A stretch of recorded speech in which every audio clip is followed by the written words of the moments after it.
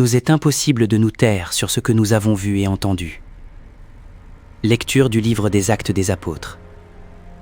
En ces jours-là, les chefs du peuple, les anciens et les scribes, constataient l'assurance de Pierre et de Jean, et, se rendant compte que c'étaient des hommes sans culture et de simples particuliers, ils étaient surpris.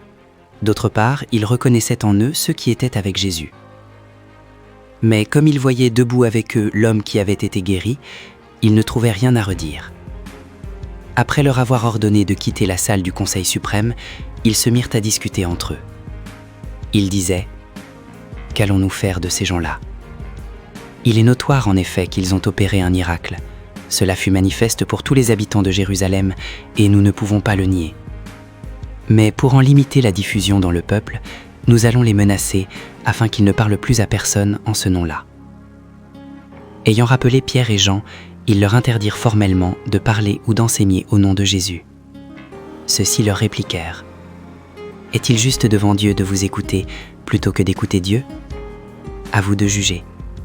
Quant à nous, il nous est impossible de nous taire sur ce que nous avons vu et entendu. » Après de nouvelles menaces, ils les relâchèrent, faute d'avoir trouvé le moyen de les punir.